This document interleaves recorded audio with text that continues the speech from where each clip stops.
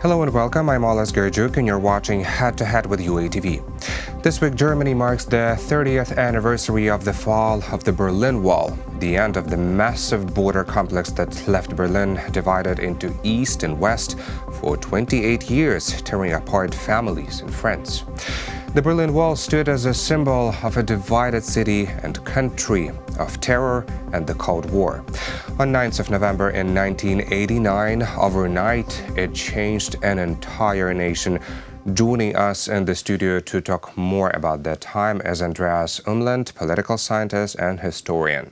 Hello and thank you for joining us, Mr. Umland. Thanks for having me. It is a pleasure to have you in this studio. So we know that Berlin now is known as the place of freedom and maybe individualism, but it has not always been like that. No. I just said in the introduction that probably the fall of the Berlin Wall for some people is the best memory of their lives. How do you remember that day? Well, I wasn't in Berlin. I'm from East Germany, and I was in Leipzig studying at that time. There was a lot happening in Leipzig. Basically, the revolution, if you want to call it that way, started in Leipzig. But when I heard the news in Leipzig about the wall being opened, I couldn't believe it because I thought it to be, from the side of the power holders, illogical to open the wall, because it was clear that once the wall is open, the regime is over, and there's still it's still not entirely clear how much that was actually planned and an agreed upon decision, or how much it was actually a sort of improvised and perhaps even somewhat accidental and voluntary decision by a small circle of people within the leadership. So yeah, it was certainly, I mean, in my life, it was one of the happiest moments. I was born in East Germany when there was already the wall, and until it fell, it wasn't really clear how this uprising that was happening in East Germany would end. We only know afterwards that it ended well, that it was peaceful, nobody was killed, Europe united, Germany united. But then, back then, it was all very unclear. Yes. One of the models was actually the Beijing Tiananmen Square, which just happened a few weeks before, and people were afraid of bloodshed and escalation. Of course, on one hand, people were overwhelmed, but on the other hand, people were afraid of some kind of uncertainty. But could you please explain us, since your origins are in East Germany, could you please tell us how was it to live under the communist rule? Well, in some ways it wasn't that different from the Soviet Union. It was the same type of regime. Perhaps the economic situation was not quite as difficult as here. But it was an absurd situation. I remember the days, there's this big TV tower in East Germany, and on which you could go up to a coffee place on the top, and you could watch from there West Berlin, and you would think that I will never go there. You know, there's this other part of the city, and I will never be there. You know, because there was no reason to assume that it would actually end. And we know now from the example of North Korea that actually these regimes, if they are brutal enough, they can go on for a very long time, and there was no reason to believe that this would end soon. So communist regime in the Eastern Germany was as brutal as it was in the Soviet Union? Not quite as brutal, but it was also very administered, and perhaps the penetration of society by the East German security services was even deeper than in the Soviet Union, but it wasn't as bloody. I mean, the KGB was...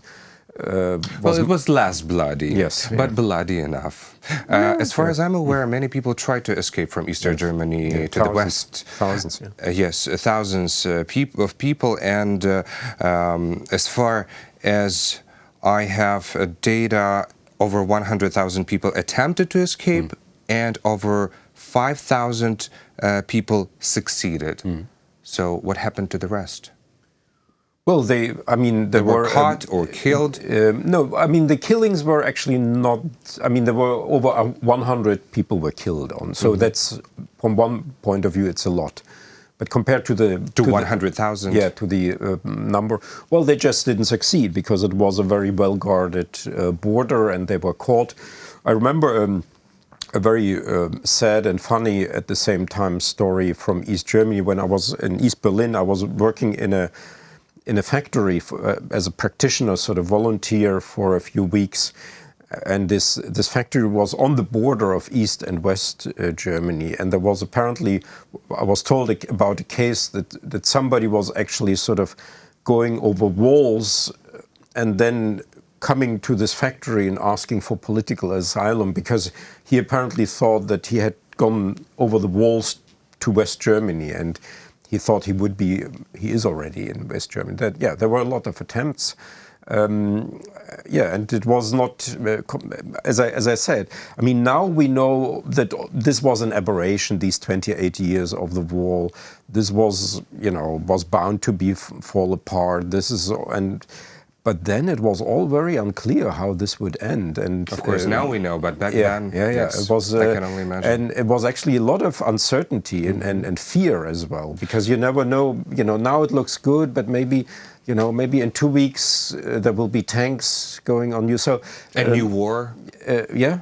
Perhaps. And there was, there were these huge armies on both sides. There was at that point there was still 500,000 Soviet citizens in East Germany, 300,000 soldiers, heavily armed with the newest Soviet equipment and arms, and about 200,000 civilians.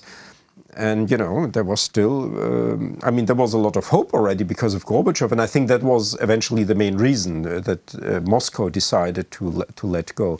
It was the so-called Sinatra doctrine. But if we're talking about the development of the society, what kind of results did this fall of the Berlin Wall bring eventually? Well, I would say there is this distinction between relative and absolute deprivation. I think absolutely it brought benefits for almost everybody. The pensioners got higher pensions. The people get higher income. Overall it improved for the East Germans. But there is this idea that among many East Germans, and frankly I don't quite understand them, that they are still sort of citizens of second class. They don't feel accepted enough, and they sort of complain, and they seem to not remember what was there before. And I'm a little bit untypical, maybe East German here, that I don't understand my co-East Germans who are complaining today about this and that. I mean, we get so much money from West Germany, and we got a very good deal, and especially if you compare it like to the other East European countries or to Ukraine, people live very well in East Germany. I was just about to ask, is Eastern Germany being financed and developed a bit slower than the West? Well, it's still lagging behind. East German productivity is lower, unemployment is higher, and there are social problems. But still, even the sort of unemployment support, the social services are pretty well developed. And even if you are unemployed, you can actually sort of get along. So it's all very relative. But yes, East Germany is still has not catched up and is still getting support from West Germany. And billions were transferred from West Germany to East So Germany. it just takes time to develop the other territory.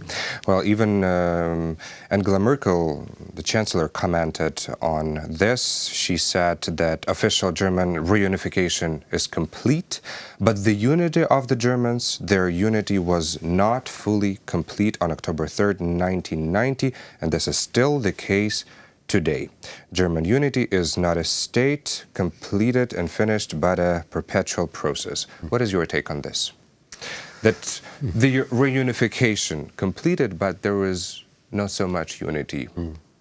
Well, I would say yes and no. I think with the younger generation, when I meet now younger people, I cannot distinguish them anymore. With the older ones, there is no division until West and East. Yeah, and it's basically the same. And there, of course, I mean, Germany is unlike, let's say, Poland or France, a regionally divided country, maybe a little bit like Ukraine. So that it has distinct regional cultures, dialects, cuisines, mentalities, and so on. So there's also a lot of diversity within East Germany and within West Germany, or between the North and the South, and not only between the East and West. So partly, I think there is, I mean, the main division line seems to be still that many East Germans feel themselves somehow not sufficiently respected, although I think that it's partly artificial. And there's now, and unfortunately, also division in this sort of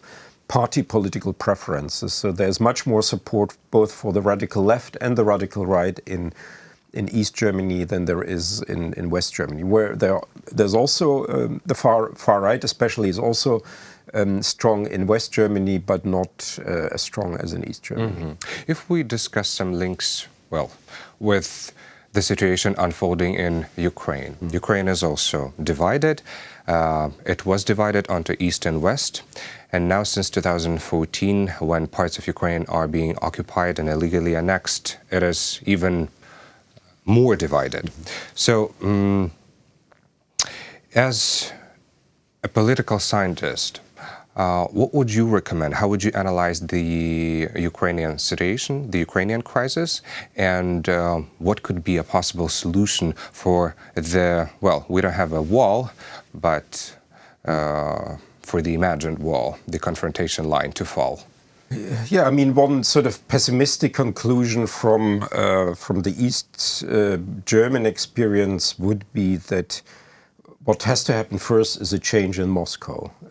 So there used to be the so-called Brezhnev doctrine, which meant that the countries of the so-called outer Soviet Empire have a limited sovereignty, and they have to sort of coordinate their actions with Moscow. And only once this Brezhnev doctrine was then changed to the so-called Sinatra doctrine, you know, when Gorbachev basically said, you can do it your way, you know, and yes. that was jokingly then called the Sinatra doctrine, I did it my way. And so, and then all these things, and then of course Germany came actually, or East Germany came quite late into the play.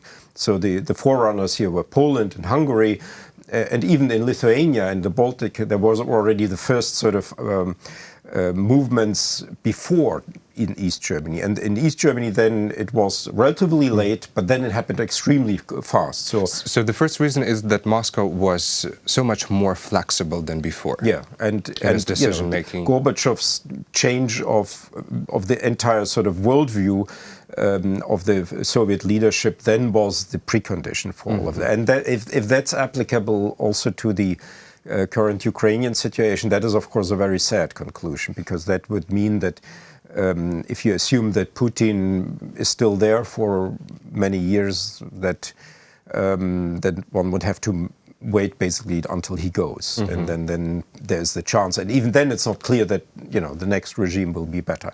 But what could be the positive scenario? Maybe Konrad Adenauer's plan to develop Western Germany to such an economic prosperity that Eastern Germany would just dream of rejoining, readjusting to the Western part. Of course, West Germany was helped here in that West Germany was from the very beginning part of the European integration process with the European Steel and Coal Community, and then in 1955 became also part of NATO.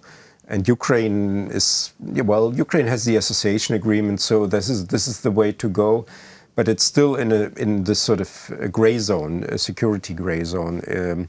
So Ukraine has a more difficult situation here, and I'm afraid West Germany was then in a more comfortable situation, because it got immediately these sort of integration offers, both from Europe, from the other European nations, and also from NATO.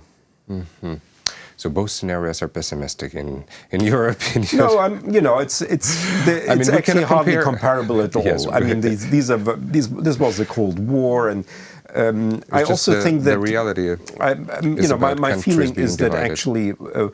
When the Soviet Union then broke apart, it was something that people then didn't expect, and yes, people couldn't believe that. Yeah, that was even possible. I mean, now it looks all in the aftermath. You can say, economically and so on, and but as we see with North Korea, these things can go on, and maybe something like that may happen with the current Russian regime as well. Well, people couldn't believe that the Soviet Union might face collapse, and it did. People couldn't believe that one day the Berlin Wall might fall, but it fell. Yeah. And maybe some people do not really believe that the war in Ukraine will end, but it will eventually end. I thank you for this conversation. That was Andreas Umland, political scientist and historian.